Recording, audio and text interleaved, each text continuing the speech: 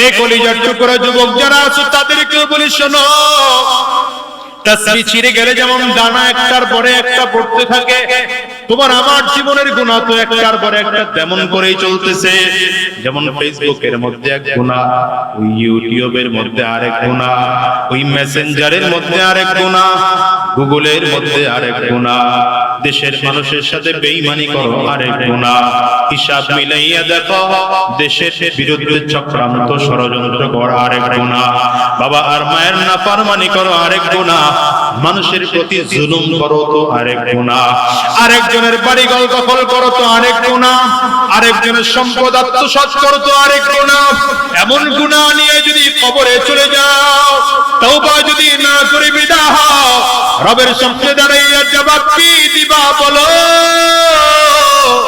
না না, রবের সামনে দাঁড়ায় জবাব দেওয়ার মতো কোনো উপায় থাকবে না। তুমি কি মনে করো যে আমি আমার জীবনে যেই গুনাহ করি বোধহয় আমার আল্লাহ তাআলা এগুলোর হিসাব রাখেন না? মোটেও না, মোটেও না। সব আমার আল্লাহ পাকের কাছে হিসাব আছে। আপনার আমার জীবনের সব গুনাহগুলো চারটা সাক্ষী দিয়ে আল্লাহ রেকর্ড করে রাখছেন, চারটা সিসি ক্যামেরা দিয়ে রেকর্ড করে রাখছেন। এর মধ্যে একটা সিসি ক্যামেরা, দুই কাদের ফেরেশতা, রব বলেন কিরামান কাতিবিনা ইয়ালামুনা মা তাফআলুন।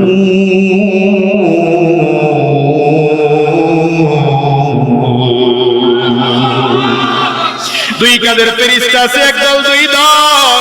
এই ফেরেশতারা বসে বসে গুনাহ লেখে, নেক আমলগুলো লিখতেছে। আজাদি রে, কি গুনাহ করেছো বল? 20 বছর আগে কি গুনাহ করেছো? হয়তো তুই ভুলে যাইতে পারো, ফেরেশতাদের কলম কিন্তু গুনাহ লেখা মিস করে নাই। কি কি নেক আমল করেছো হয়তো তুমি ভুলে যেতে পারো, ফেরেশতাদের কলম কিন্তু লেখা মিস করে নাই। কিয়ামতের ময়দানে যেদিন দাঁড়াইবা, সবগুলো আমলনামা আল্লাহ পাকের সামনে দাঁড়ায় দেখতে পাইবা। এটা এক নম্বর সাক্ষী। দ্বিতীয় নম্বর সাক্ষী হলো যেই জমিনে বসে অন্যায় করি, গুনাহ করি, পাপ করি, এই জমিন সাক্ষী হয়ে যাইতেছে। প্রত্যেকটা জমিন সাক্ষী দেবে। যেমন আজকের এই জমিনের মধ্যে আমরা যারা বসা আছি, আমাদের এই জমিন আশা করা যায় আগামী কাল কিয়ামতের ময়দানে আল্লাহর আদালতে দাঁড়াইয়া আমাদের পক্ষে আল্লাহর কাছে সাক্ষী দেবে। আবার যারা এই মাহফিল থেকে বর্জন করে গুনাহের আড্ডার মধ্যে ডুবে আছো, গুনাহের পরিবেশের মধ্যে ডুবে আছো, নাচ গান আর ড্যান্সের মধ্যে লিপ্ত আছো, গুনাহের মধ্যে তোমরা পড়ে আছো, কিয়ামতের ময়দানে তোমার এই জমিনও আল্লাহর সামনে দাঁড়ায় সাক্ষী দেবে। এটা দ্বিতীয় নম্বর সাক্ষী। 3 নম্বর সাক্ষী, যে সময় অন্যায় করি, গুনাহ করি, ভালো আমল করি, এই সময়টা আল্লাহর আদালতে দাঁড়ায় দাঁড়ায় দাঁড়ায় সাক্ষী দেবে। এই সাক্ষী দেওয়ার পর শুধু তাই নয়, 4 নম্বর সাক্ষী আপনার আমার অঙ্গ প্রত্যঙ্গের সাক্ষী।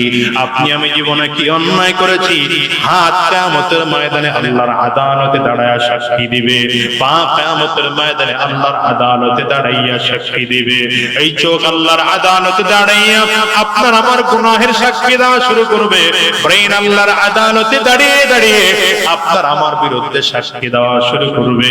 পেটের মধ্যে কত হারাম ঢুকাইলা, এই পেট কিয়ামতের ময়দানে সাক্ষী দেওয়া শুরু করবে। গলা দিয়ে কত হারাম খানা ঢুকাইলা, যারা গুনাহ করো।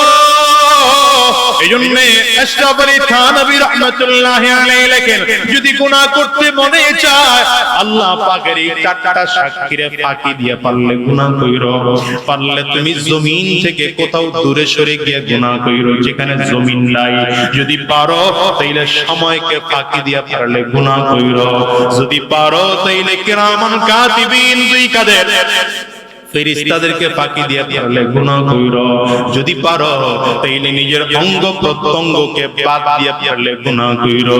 বলেন তো এমন গুনাহ করা সম্ভব নাকি? আওয়াজ করে চিল্লায় বলেন, এমন গুনাহ করা সম্ভব নাকি? আওয়াজ দিয়ে বলেন।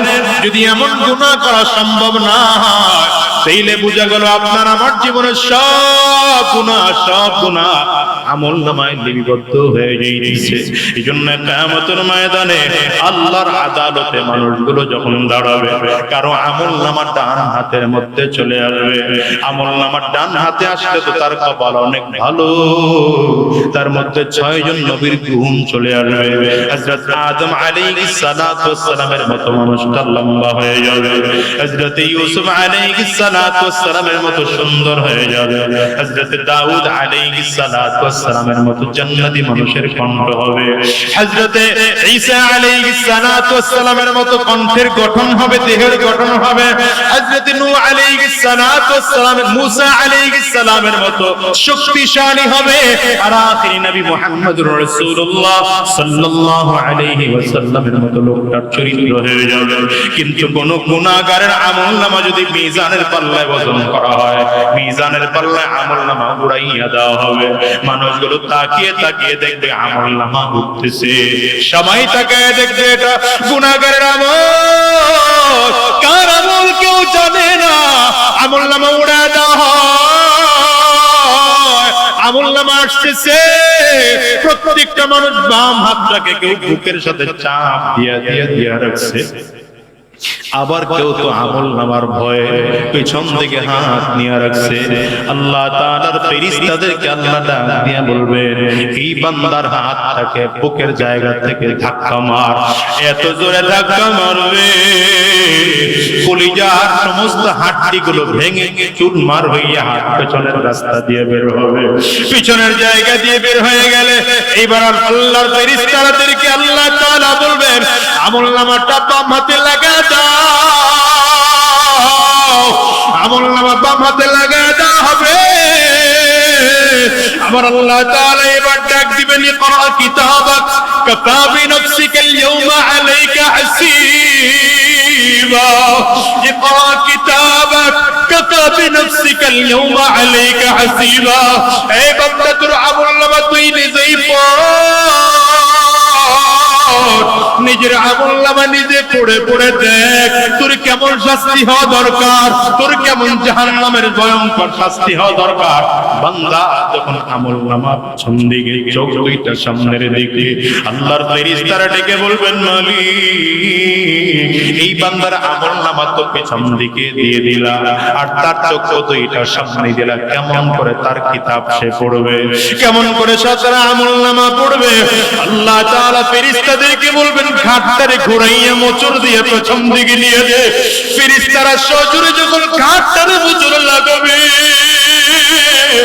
হাড্ডিগুলো ভেঙে চুরে চুরমার হয়ে যাবে।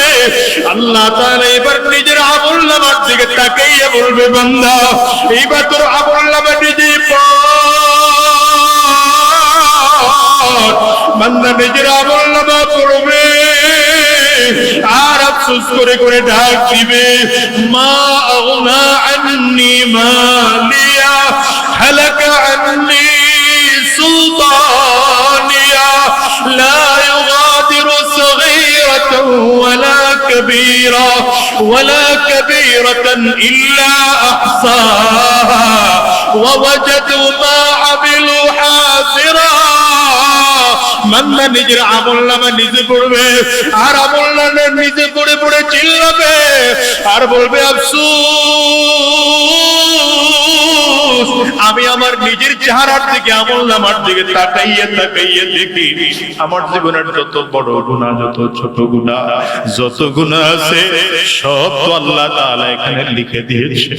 ও দুনিয়ার মুসলমানেরা, একটু নিজের হিসাব মিলায় দেখো, দুনিয়ার রং তামাশার মধ্যে পড়ে গেল, দুনিয়ার রং তামাশার মধ্যে ডুবে গেল, দুনিয়ার এই তালের মধ্যে পড়ে গেল। হিসাব মিলাইয়া মিলাইয়া দেখো এই দুনিয়াটা কয় দিনের বাবা বলো?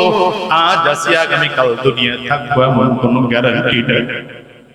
আমি তো আমার নিজের দিয়া বলি, ক্ষমতার পেছনেও তো উড়াইয়া লাভ নাই, ক্ষমতা আজ আছে আগামী কালকে নাই।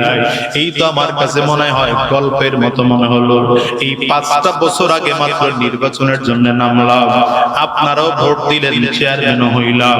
দেখতে দেখতেই যেন চেয়ারম্যানের দিন শেষ হয়ে যাইতেছে। এই তো আগামী জুনের 21 তারিখে চেয়ারম্যানের মেয়াদ শেষ। জানি না এরপরে সরকার রাখবে কিনা, জানি না আল্লাহ তাআলা হায়াত রাখবেন কিনা। এই তো মাত্র 5টা বছরের ক্ষমতা। এই ক্ষমতার জন্য কত মানুষ পাগল। তবে ভালো করে বলে শোনো, ওই ক্ষমতার দাম নাই যে ক্ষমতায় রবের গোলামি নাই, ঠিক কিনা বলো? ওই বাড়ি আর গাড়িতে দাম নাই যেই বাড়ি আর গাড়িতে রবের গোলামি নাই, ঠিক না? বেদিকে আওয়াজ করে বলেন ও দুনিয়ার মুসলমানেরা। এই জন্য অনুরোধ করে যাব বাবা, আজকের এই মাহফিলটা 2 দিনের আয়োজন, আজকের শেষ দিন চলতেছে। হযরত কুয়াকাটার হুজুর অত্যন্ত প্রিয় মানুষ, আপনাদের এলাকায় আসছে। সাবধান, এমন দামি মানুষগুলো পাইয়া নিজের কলিজাটা নরম করে ফেলে আর নিজের দিলটাকে বুঝাইতে থাকে এই দুনিয়াটা কয়দিনের, আজ আছি আগামী কালকে বাঁচবো এমন কোনো গ্যারান্টি নাই। এই দুনিয়া আছি, কবে জানি জমিন থেকে বিদায় হয়ে যাইতে হয়। দুনিয়া থেকে বিদায় হওয়ার আগে আগে আজকের কুয়াকাটা হুজুরের বয়ান শুনিয়া আখিরি মোনাজাতে রবের কাছে এমন চিল্লায় কান্না দিবা আর বলবো আল্লাহ তওবা করলাম আর গুনাহ করব না, তওবা করলাম আর হারাম রাস্তায় চলব না। কারা কারা ওয়াদা করতে তৈয়ার আছেন? 2টা হাত উঁচা করে আমার আল্লাহর দেখা, আওয়াজ দিয়ে চিৎকার করে জোরে ডাকলেন আল্লাহ। চোখে যদি পানি না আসে কান্নার ভান ধরে ডাকলেন আল্লাহ। ডানে বামে তাকান, কার চোখে পানি? ওই মানুষটার দিকে তাকিয়ে নিজের নিজে ধিক্কার মারে আর মালিকের জোরে ডাকিয়া বলেন আল্লাহ আল্লাহ, আমাদের জিন্দেগির গুনাহ মাফ করে দাও, তোমার পাক্কা সাচ্চা গোলাম বলে কবুল করে নাও। আজকের এই মাহফিল কবুল করে নাও। এলাকার যুবকরা মেহনত করেছেন, তাদেরকে কবুল করে নাও। আমার কলিজার টুকরা যে সকল মানুষরা এখানে আসছে, সবাইকে তুমি কবুল করে নাও। আওয়াজ দিয়ে বলেন আমিন। আরো জোরে চিল্লায়া বলেন আল্লাহুম্মা আমিন।